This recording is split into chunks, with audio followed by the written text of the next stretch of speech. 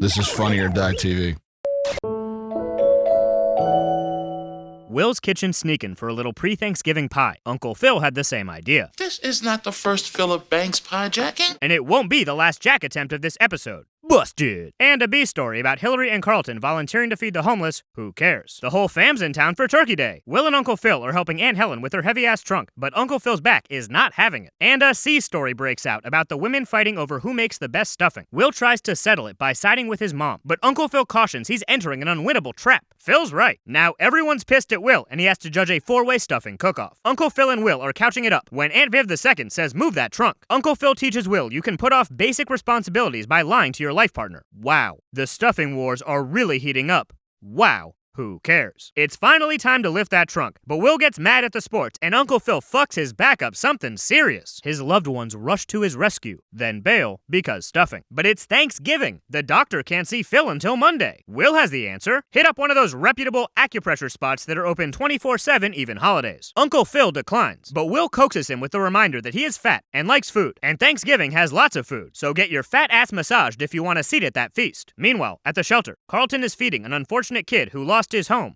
Improvement. Will takes Phil to a classy joint with zebra print pillows. He says Phil needs a massage. Deep tissue. Definitely gonna need some tissues. This kind professional offers to give Will a massage personally. Sounds legit. The stuffing wars rage on. May God have mercy on us all. Today's your lucky day. You get a choice of body oils.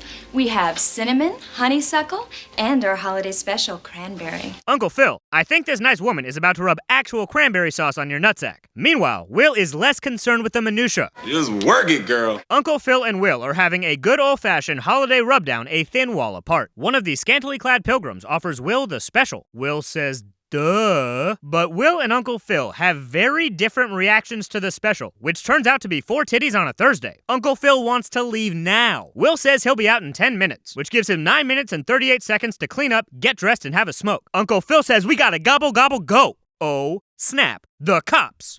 Busted! To be continued right now. Uncle Phil requests Officer Dickhole, working holiday overtime to catch lonely dudes getting turkey tugs, to give him a break. Lieutenant Sucksass says that's up to the DA, and surely a judge would know that. Now welcome to jail. Happy Thanksgiving, bitches. Will tries a tough guy act so Uncle Phil can call a lawyer, and this dude yanks the phone right off the wall. He could probably get a job at that massage parlor. Meanwhile, the ladies are getting worried about their missing relatives as they're starting to run low on filler plot. I mean stuffing plot, I mean filler plot. Phil and Will get shitty dinners. This sucks Plymouth rocks. Worst Thanksgiving ever. Then Will starts talking about all the food at home, reminding us, one more again, of the 4 kinds of stuffing. That's all Uncle Phil needs to pull some expert level let me speak to your managering. He says get the DA on the horn. Tell him we haven't had access to a phone call, or a lawyer, or 4 kinds of stuffing, or you'll be the one getting jerked behind bars. Uncle Phil and Will are back on the streets, free men ready to spill their gravy. Phil and Will vow to never speak a word of this to anyone. Dinner is poppin'. Best Thanksgiving ever. Hey, Phil, Will, the fuck took y'all so long? Nothing.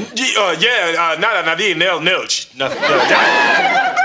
Very smooth. Then a super necessary eating montage that goes on for like 2 minutes. But what about the stuffing contest? Will says it's a tie. Everyone's like, so what the shit was the point of all that? It took us 2 episodes to make that stuffing. Uncle Phil says there is no point to anything because we're all gonna die alone. It's just nice to occasionally be together in the meantime for mashed potatoes. Then the whole gang gets salty and Aunt Helen is drunk alone talking shit by herself. Classic Thanksgiving. So what did we learn today? When you have a chronic back problem and you go for a therapeutic massage and wind up in a house of ill repute, which is subsequently raided, and you are arrested by mistake, never tell your wife. Huh.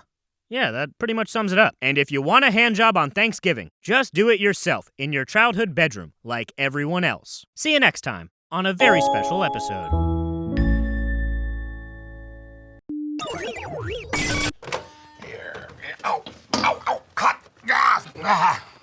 There's more Funny or Die TV next. Dang it. How do I not have a sink? You're watching Funny or Die TV. And now, Conversations with Pigeon Man. All right, if you're just joining us, this scientist is about to show me how lie detectors work. Go ahead, flip it on.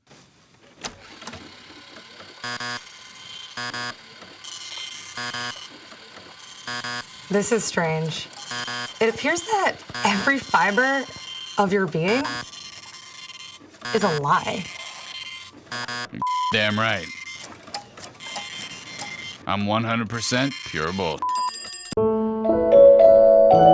It's Christmas pick time. Everyone say, "Where's Mommy?" The fam's heading to Colorado for a Tanner Fam Christmas reunion. Danny's documenting the hell of Christmas Eve travel for his morning show. Joey and Jesse are singing carols. In sweaters. Psycho shit. Danny packed the girls' gifts. Joey brought a Santa suit. He's pumped to wear something obnoxious and do a funny voice. Real change of pace. Daddy, I don't want to go on this dumb trip. Steph's got the right idea for the wrong reason. She's worried Santa won't be able to find her in Colorado. He'll be gone off that green good. Kris Kringle's gonna wind up at a 24-hour taqueria. Danny says, "Relax, dumbass." Santa's on the motherfucker. Still, Steph made Santa a map. Let's hope his naughty list does not factor in talent. DJ has a juicy secret. She found the presents bag. Fuck yeah! She's getting a CD player. Steph's getting roller skates. Michelle's getting toys, and nobody's getting a new mom. Steph drew Santa a window sign so he can point and laugh at her busted shit from his sleigh. Meanwhile, Jesse's parents are pressuring him about marriage and kids. Nightmare sandwich. Small world. Becky, Danny's co-host, is also flying to Sticky Rotto. Jesse invites her to a romantic bozo sweater shopping spree, but Becky curves him with holiday swiftness. This is her connecting flight. She's heading to Nebraska to be with her family, later loser. The airline overbooked this seat. The flight attendant tells the jerk, yelling at children about a middle seat on Christmas Eve. He can keep it. The gals are getting bumped to first class. Later loser. Jesse's parents observe Becky is a babe, and he'd be clinically dull if he wasn't trying to lock that down and fire up the grandkid factory.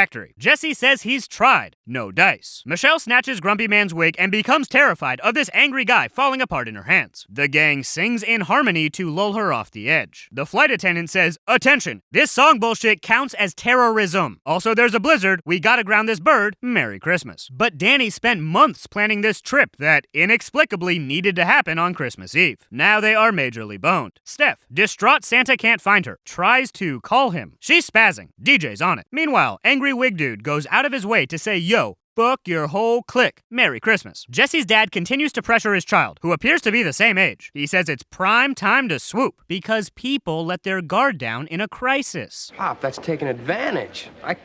It might work. Merry Christmas. Jesse horndog stomps over. Becky's homesick and was really excited to see her family. Jesse suggests going behind the Pepsi machine, get started on a new family. Red alert. The presents are missing. Meanwhile, DJ assures Steph that Santa will find their simple butts. Probably. Who knows? Or cares. Just stop spazzing. Danny and Joey can't find shit. Dan breaks the news that, much like their dead mother, Santa might not make it this year. Excuse me, no presents? On Christmas? Fudge that, my guy. This is the worst Christmas ever. Trying to undo this train wreck, Joey continues the rich holiday tradition of lying to kids. Only Michelle cracks the case, because Steph is a moron. Having been deceived by her loved ones dozens of times today, Steph retreats. Everyone's a bunch of mopey sacks. Jesse says, so what if we're stuck in an airport? There might be booze somewhere. Is anyone even looking for the booze? Christmas is about people and hideous sweaters. We could have Christmas here, which, at this point, is less of a suggestion and, in fact, the only fucking option. Jesse comes undone. This coat rack? It's a Christmas tree. That vending machine? Christmas tree. Everything's a goddamn Christmas tree. Jesse initiates a carol chant, forfeiting his right to not be murdered. People are playing dead to dampen Jesse's psychosis. Michelle fires up the conveyor belt and jettisons the only blood parent left to stop her from burning it all down. It's Christmas in a shithole, just like the first one. Very authentic. And Danny should be dead, but isn't. A Christmas miracle, nobody cares. Jesse's pushy, horned-up dad insists Becky wants a morning breath kiss. Jesse says, look, I get it. You don't want to be romantically involved. I get it. But we're under the mistletoe, and Christmas law says we gots to smooch. And they really go for it in front of everyone. Full tongue. Pretty cool. Santa out of nowhere, and it's not Joey. Steph tugs his face and determines he's legit, illustrating how much social capital old bearded dudes have with kids in December. Santa whips up some presents. Peace. But if Joey still has his suit, who was that guy? The bald butthole from before vanished. And the fuck? Steph says she saw Santa flying away, ignoring the fact that seeing anyone fly out of an airport is the opposite of amazing. Well, look at that. Santa is real, and he's a huge fucking nerd. So what did we learn today? Do not travel on Christmas Eve, you dumbass. It's a great way to lose all your shit and get stuck in a blizzard screaming at a vending machine. And you can take advantage of people sexually during an emergency or holiday, or both if you're a real piece of garbage. And Santa is real, but he goes around being mean to people for fun, I guess. We will never understand. And no matter what anyone tries to tell you, it's just not Christmas without some goddamn presents. See you next time on a very special episode.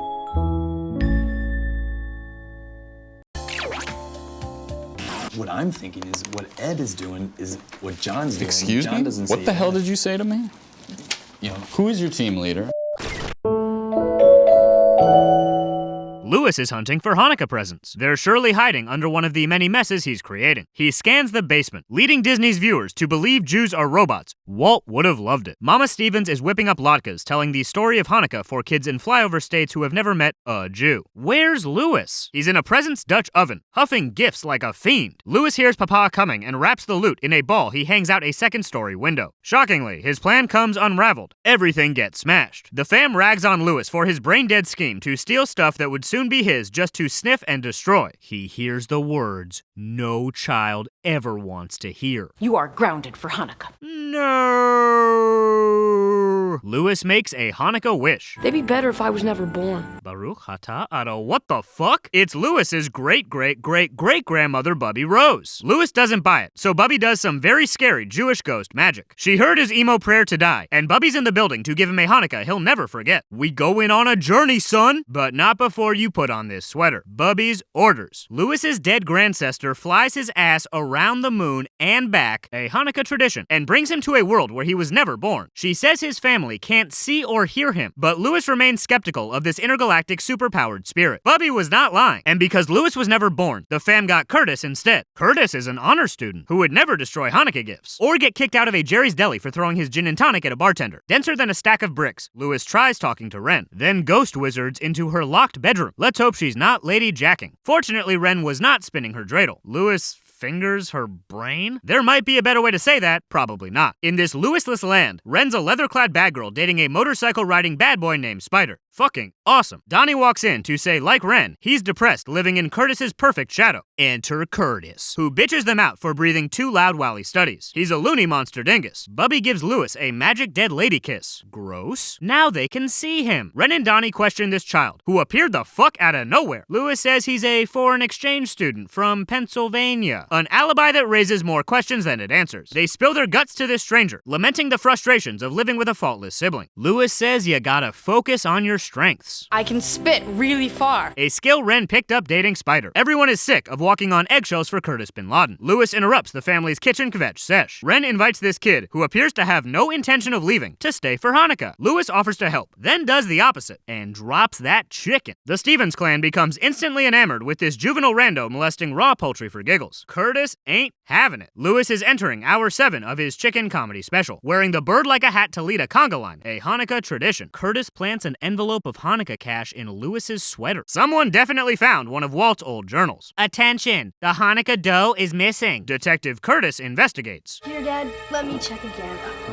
Oops. Very smooth. The fam wisely decides it might be time to more thoroughly interrogate this home invader with a shaky backstory who wears raw meat like a helmet. Curtis is gonna call 5-0. Curtis blows. Oh no! It was all a dream. The fam talked it over. They're ready to forgive Lewis for ruining Hanukkah and forgive him in advance for ruining Transformers. Everybody's throwing wood at Mount Sinai Casino when Aunt Bubby strolls in to say she found these in the trash. Why would this family she doesn't know throw out perfectly good, unsmashed gifts? Bubby vanishes, then blows Lewis a goodbye kiss. Scariest fucking Hanukkah ever. So what did we learn today? If you watch the Disney Channel to learn about Jewish culture, you're in for a bumpy ride. They got the latkes and holiday backstory right, but Jews are not robots from the future with magical dead grandma ghosts who fly you into space and unsmash gifts. And if you're writing a holiday episode, rip off It's a Wonderful Life. The formula works great because this magical time of year makes people want to die. And Bubby will never let you leave the house without your sweater, especially not over her dead body. See you next time on a very special episode.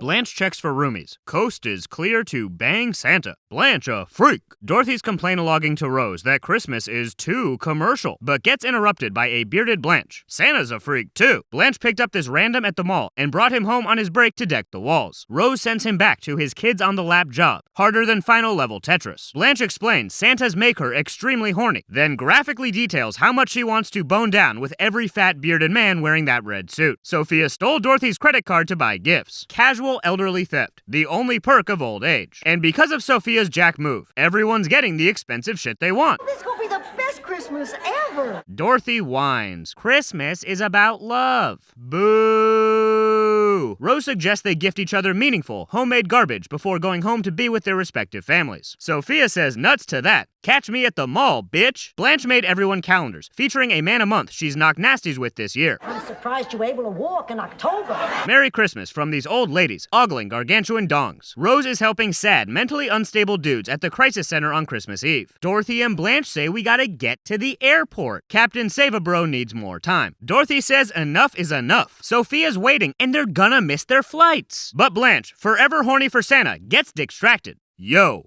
Santa is strapped. They hand over cash, but their money's no good here. Santa is lonely and just wants to spend Christmas with people. Any people. By any means necessary. See, he loves Christmas, but nobody ever invites him to play in any reindeer games. Gee, wonder why he seems so chill and reasonable. The gals need a plan. Blanche volunteers to bend over, all sexy-like. And while Santa's ogling her caboose, Dorothy and Rose will karate chop him. Santa breaks up the plan party to say years ago, when he had a problem that's clearly all better now, he spent a lot of time in this center. Good times. Now he's back for more. Rose has had it. She is not shocked he spends Christmas by himself. He sucks. People don't like hanging with people who suck. Unless you're related, in which case you still don't like it, you just kinda have to. Sophia's been waiting. What gives? Sophia? Gun. Sophia the OGG, original gangster grandma, says that's a toy, and adds Dorothy should be ashamed to call herself Italian and not be able to tell a firearm from a plaything. Sophia runs these streets like a marathon. Santa hits a new low. He can't even hold hostages right. Rose says that stuff from before, how he's a bad person, she didn't mean it. He's not bad, just a loser. A nominal bump up the list of shit you don't want to be. Bye. The gals barely make it when, due to a Christmas Eve storm, all flights are canceled. A man offers Sophia a flower. He picked the wrong one on the wrong day. She yells him and his flower the fuck up out of there. Blanche is telling one of her many tales about a time she blew a stranger, but on Christmas. The waiter makes casual, light conversation that he wishes he could be with his family, but no one else is available to feed old ladies cake. They can't be with their families either. Then have an aha moment that, wait a second, they're kinda like a family. A realization that should not be so surprising as 50% of them are blood relatives. They wish each other all a very Merry Christmas. Sophia's not tolerating this sappy bullshit. They have an idea to help. How about he goes home and entrusts this business to 4 women he's never met? Can you cook? Are you black? He leaves before Sophia has any follow-up questions. It's snowing in Miami. A Christmas miracle, unless you're talking about cocaine. So what did we learn today? Christmas can be lonely, but that doesn't give you the right to hold up folks at gunpoint to keep you company. But if you must go that route, use a real gun, because you'll be alone again as soon as murder's off the table. And there are people out there who just want to bang Santa. They exist. They freaks. And seriously, don't travel on Christmas Eve. Who does that? And a family's just a group of people you share meals and traumatic experiences with. See you next time on a very special episode.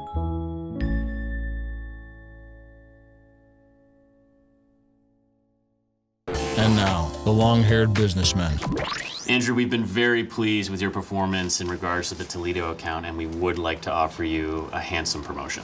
You've been promoted to team leader. Appreciate the offer, but I think I'm gonna have to pass. Yeah, this is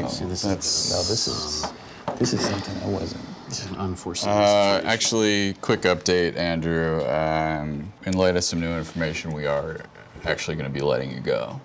Firing me because I didn't accept your promotion? No. It's for a different reason. Very different reason. What reason is that? Well, Andrew, if you would have accepted the promotion, maybe you'd have access to that information. But you did not, and you do not. Topanga's reading a poem, Once Upon a Time in Philadelphia. Boring. It's about roads as a metaphor for life's choices. Sean don't care. Corey got a Christmas job at Little Polly's. Sean landed a cushy union gig at the docks, so he can finally buy presents for his friends and family. Meanwhile, a B story. Eric's trying to bang Lonnie on Christmas. Sure, why not? Corey's first shift at Little Polly's is rough. 2 wise guys are busting his balls, something fierce, until they sip his cappuccino. They slide him a 20 and say, keep him coming. And if you gentlemen need anything further... Yes, I'd like you to accompany my new young bride to the beauty parlor. Keep an eye out. Nothing suspicious about any of that. Corey says Sam, at the bar, gave him a list of duties. Psh, Sam? That schmuck? Everyone has a laugh. Everyone but Sam. Sean comes in with a Doc's tail. Turns out it's about as cushy as a cactus diaper. Sean been freezing his yitties off on those docks since 3 a.m. Lifting shit. Who knew hard work was so difficult? And Corey's job? Cushy as fuck. Corey invites Sean over to rub his cushy job all upon his grill. They want Corey to drop this letter at the mailbox on 14th and Pine. No witnesses. Corey, regional mailbox trivia champ of 96, says there's no mailbox at 14th and Pine. Oh, there's a mailbox, wink wink. But there's no stamp or address. Sean steps in before they shoot first and check for a wire second. Yo, gabagool, you're working for the mafia. The really old mafia. Corey wants out of this life. He's breaking bland. Bye. Sean sees his mob opportunity, and after like 10 seconds, is also working for the mafia. Hey Sean, ever wonder how this place has no customers? I figure you do a good takeout business. Good takeout business. Yeah, we do a good takeout business. Takeout business. Haha, they're talking about murder. Corey can't believe Sean is choosing a life of crime. Sean says everything here is on the up and up. When?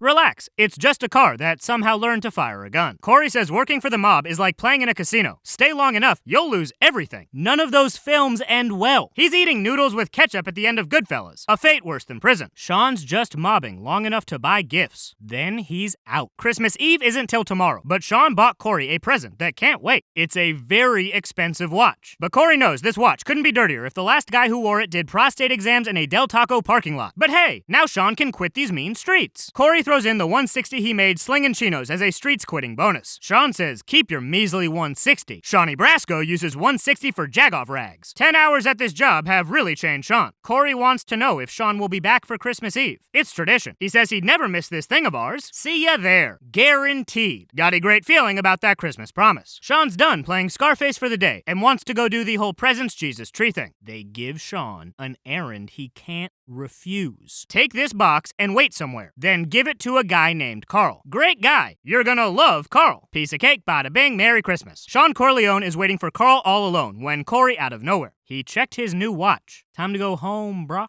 Christmas Eve, bruh. Corey wants to know. What's in the box, Sean? What's in the box? Sean says he can't know if he doesn't open it. It could be drugs or a severed head. Corey says, cut the shit. It's Christmas. You know it's both. Sean wonders how getting in bed with the mafia to buy Christmas presents got so messy so fast. He says this is just like that poem about roads. 'Cause, like, he took a road to get here. He might want to reread that poem before the test. Sean thought he was street smart to compensate for a lack of book smart, but apparently he's no kind of smart. He dumb. Corey explains this is like the poem, but Sean's road to ambition doesn't have to end with him meeting a dude named Carl. They depart to take the box back to the mafia, who always love missed deliveries and unfinished business, and don't mind return products, as long as you kept the receipt. Then they make it home safe for a festive family photo. So what did we learn today? It's super easy to start working for your local mafia. Just go to the nearest Italian restaurant and make a decent cappuccino for the oldest suited man. And it's a no-risk proposition, because you can quit anytime, even in the middle of a severed head drug delivery, with zero consequence. And organized crime is cool, because there's no punishment for getting involved. In fact, there are some pretty sweet perks, like buying your best friend a nice watch for Christmas. See you next time on a very special episode.